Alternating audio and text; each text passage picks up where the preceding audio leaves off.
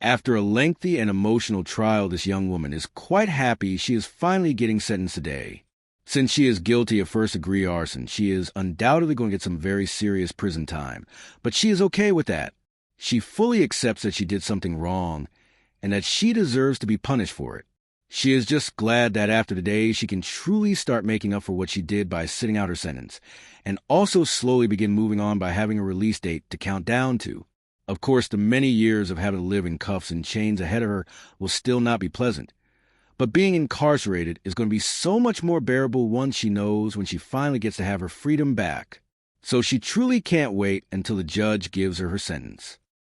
It already made this young lady feel quite uncomfortable to have a single officer firmly hold her by one of her arms. So of course she really doesn't like another officer grabbing her by the other arm as well, especially because she is being perfectly obedient. So this is clearly not necessary. But unfortunately, that is not for her to decide. She is in custody now, so she just has to shut up and comply. It does not matter how uncomfortable it makes her feel, and she will simply have to learn to accept that.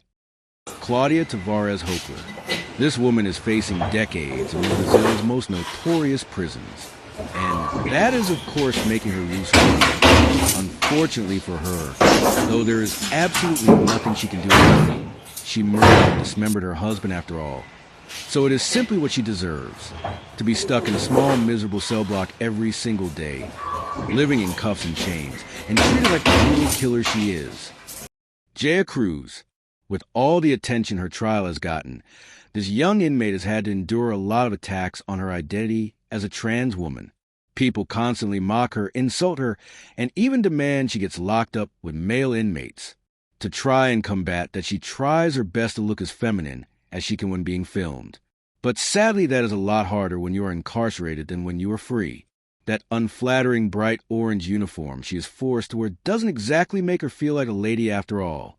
And walking femininely is not particularly easy when you have your wrists tightly cuffed to your waist and your ankles restrictively chained together.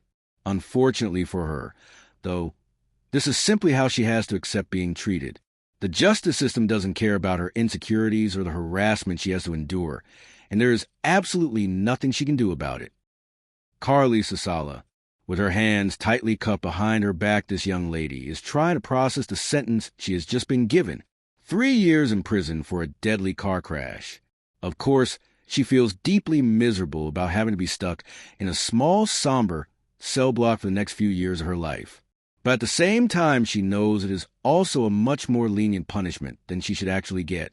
Someone is dead because of her, so obviously she deserves to get locked up for way, way longer. It makes her feel so incredibly guilty. Sentence, Mr. Sala. And of course, the last thing you want while trying to process all of that is the press filming you and immediately asking for a comment to share with the world.